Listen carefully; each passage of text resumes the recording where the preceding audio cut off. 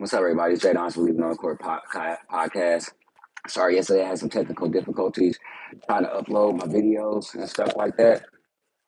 So I wanted to come back and really retell my Canada again. I left some things out, and I really want to like get it out right. So that and sorry about that. So once again, it's your boy Jay Dons from Leaving on the Court podcast. Um, First of all, first thing I want to say, it's our 100th episode coming up this weekend on Sunday. I need everybody to make sure you join us on Instagram Live at we're gonna try to do it at 4. We're going for 4. My brother has to work that day, so between 4 o'clock, I need everybody to go on Instagram Live. Make sure y'all join our 100th episode of Leaving on the Court podcast. We've been at this for a long time, trying to get to this point. It's been a long, hard journey, trying to figure out the editing process, trying to just get things the way we want it to go. We still have a lot of work to do, but all you guys' help will help the channel grow. The Cash App is in the description right here on YouTube. You can always come check our videos out right here on YouTube. So I need everybody to please show up for the 100th episode of Leave It on the Court podcast this Sunday between 4 and 5 o'clock. I will definitely put a post out there on Instagram to let everybody know exactly what time it starts and stuff. So please be part of that. I had to go check and see what's going on. I'm gonna send the live out.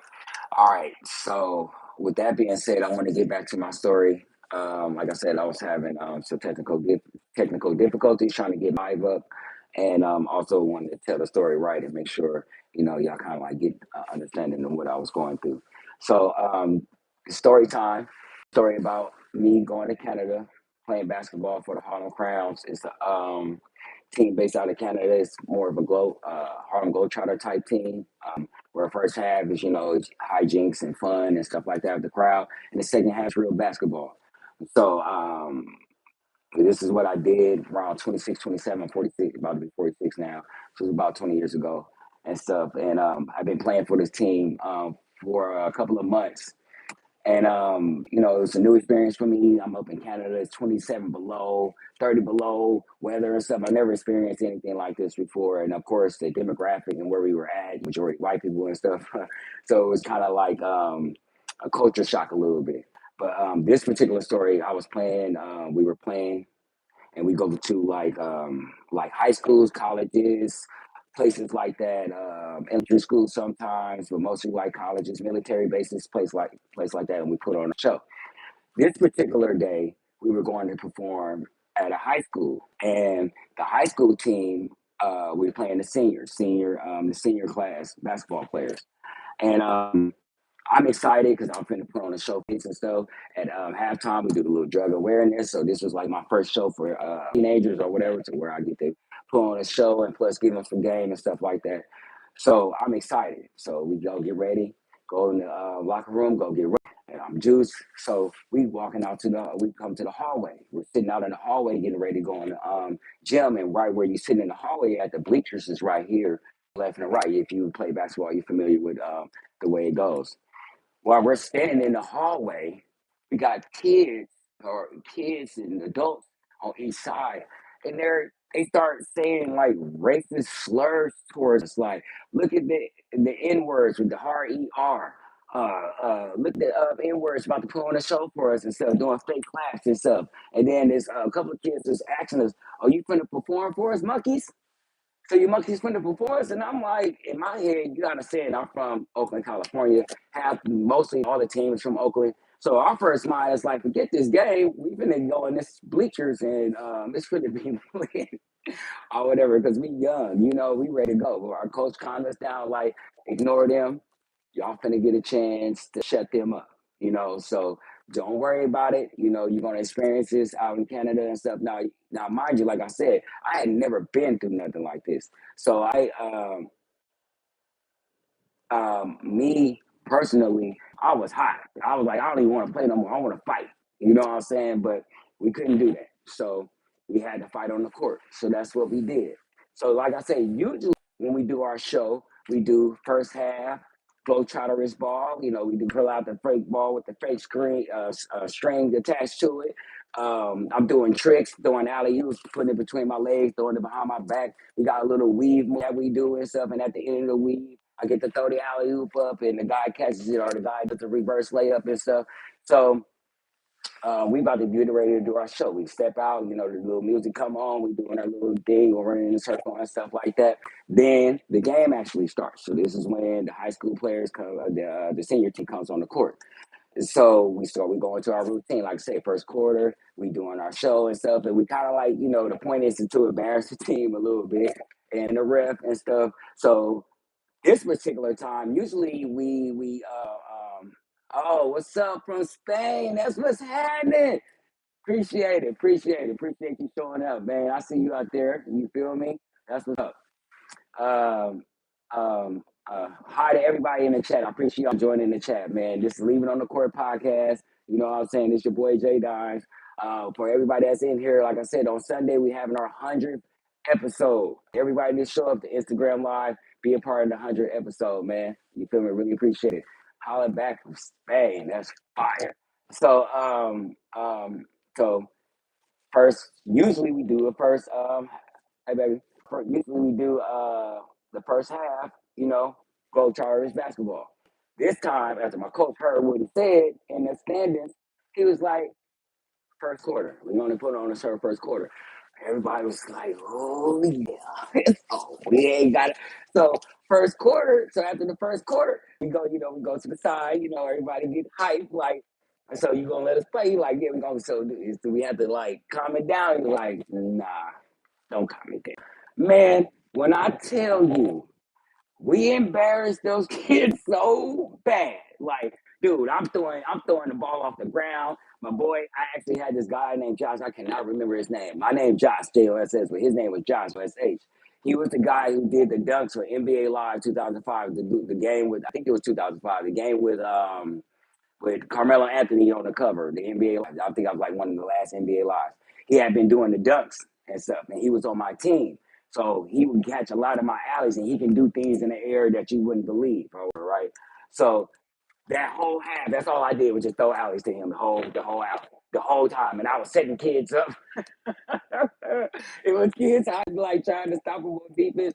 I'm literally waiting till they get next to me and throw it up, and he'll catch it, and just dunk all on them and stuff, be sitting on their neck and doing all this stuff, and I'm rolling. By the time we got to fourth quarter, we was beating them like 100 to like 30 or something like that. We was doing them dirty, so they put in the senior girl basketball team because the boys was over it. They saw we wasn't playing, so the boys didn't want to play no more. So they put senior girls in there. You think it stopped? No, it did not.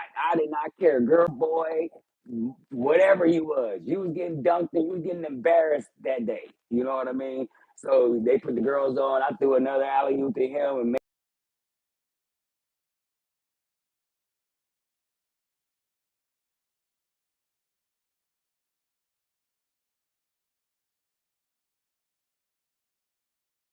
sorry about that. So yeah, so after the game and stuff, we getting ready to leave. This is how you prevent. Uh, this is how. Yeah, the girls got it too. We don't play games. You know what I'm saying? Because once you put the inner city kids in the position like that to where they can't defend themselves like this, it's the only way you can defend yourself is with what you do. And what we were doing at the time was playing basketball. They represented the other side once they said what they said in the hallway. So it didn't matter. Once you got on the basketball court, this is our way to get back at everybody. You know what I'm saying? We can't cuss nobody out because we got to be professional. We can't talk bad to nobody because we try to be professional. So the only thing we can do is serve your ass on the hoop court. And that's exactly what we did. And anybody who stepped on that court, I don't care if it was somebody's mama, I don't care if they were 80 years old, 10 years old, five, I don't care. Anybody that stepped on that court that's going to get it, period. And they did. You know what I'm saying? And they got bad. So experiencing racism for the first time to that extent for me was life changing. To know that, you know, no matter where you're at, that people are going to look at you a certain way, and the only way you can overcome it is by doing what you need to do in a respectable manner. You don't have to stoop down to their level in order to get your point across. So, what we did was just what we do best. We get paid to do this, and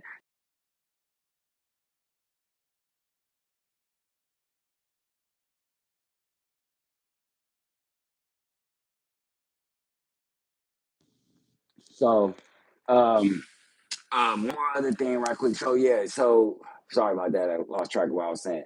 But basically, man, the way to solve issues isn't always physical confrontation. It ain't always getting loud.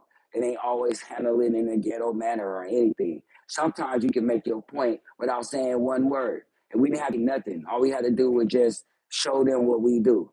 And I swear to God, for my kids, when we left out that gym, we got a standing ovation. They were like amazed at the stuff that we was doing because literally, I wish it was funny. I was doing alley oops, and this guy was doing some of the craziest stuff in the air that we done ever seen. We had our coaches making stuff from half course and stuff like that, so they couldn't help but love it. You couldn't help but love it. You know what I'm saying? And so, like, sometimes you can combat racism with just doing your damn job and let them do them. You know what I'm saying? So let them be them and you be you and you will prevail every time. You know what I'm saying? So I just wanted to get that story off because I felt like it was needed to be said, even though it was a long time. I feel like in this climate with racism being so strong that it is now, I feel like sometimes we need to put this side of it out to where everybody doesn't feel like every time somebody come at you out of pocket, you got to physically do something to them or something like that. Sometimes you can handle things the way like an adult should, and you can still get your point across. You know what I mean? So I just wanted to put that out there, you know what I'm saying? So thank you for listening to me on my story time. I really appreciate it. So last thing I want to put out there is Jayson Tatum is coming back. I think it's supposed to be tonight or tomorrow, something like that. I don't think he should come back. I think he should wait from the research I did. He has the same type of injury as Kevin Durant. Pretty much took damn near a year and a half to get back, maybe like 13, 14 months, maybe 16 months. He's coming back in 10 months. I feel like Jason is really scared that he's going to get his job took from him more than him trying to come back and help them win the finals. I think this is that light skin jealousy. I think you want to get back. He's really afraid because last year they was asking the question like, "Who team is it? Is Jason really the best guy or whatever?" But really, we see it. No joke, man. And I think this is a little bit of a rush back thing because he don't want to lose his spot on the team. And people are like, he's gonna have to be a role player and stuff like that. But that light skin energy, like role player. I don't know about all that. So let me hurry up and get back before it go bad and stuff like that. So I think that's really why he's coming back. It ain't about no finals or anything. This dark skinned brother over here killing. He ain't that. He ain't feeling that. So he's like, let me hurry up and get back on my team before he takes my team because this dude is doing both sides of the ball and everything. I love me some Jason Tatum and everything. I still think he's just more of a one-dimensional player. When you got a player like Jaylen Brown who can do it all, defensively and offensively, it becomes a little scary because one thing that you're lacking at, he's really good at. So you got to come back and put on the show. But I wish him the best. You know what I'm saying? I hope he doesn't come back too soon and it makes this injury, worse for him and everything, or he gets another injury or coming back too soon. So hopefully we can make it through. He got 20 games to get it together so they can get their chemistry back. But he's gonna have to take that seat, man. And I hope he understands that. You know what I mean? And so praying for him. Hope you make it through, bro. Light skin power. Hope you make it through the playoffs and everything. Don't get hurt again, man. But this has been a dime for your thoughts, man. I really appreciate everybody who did show up and was part of the comment section and everything. But like I said, 100 episodes. I need everybody to tap in with us on Instagram Live between 4 and 5 o'clock on Sunday. I'm going to have the official time. I'm going to post it and everything once we find out what my birth schedule is. But we are definitely doing a 100th episode of Leaving the Court podcast on Sunday. I need everybody to be a part of that. You know what I'm saying? I need everybody to check us out right here on YouTube. Make sure you subscribe, like, and share. Like I said, most days you can catch us at 4 o'clock on Instagram Live. We on X, we on Facebook, we on TikTok. We everywhere you need to be. Copy your merch. Hit up the Cash App. You know what I mean? I just left it on the court. So until Sunday at 4 o'clock, let's game.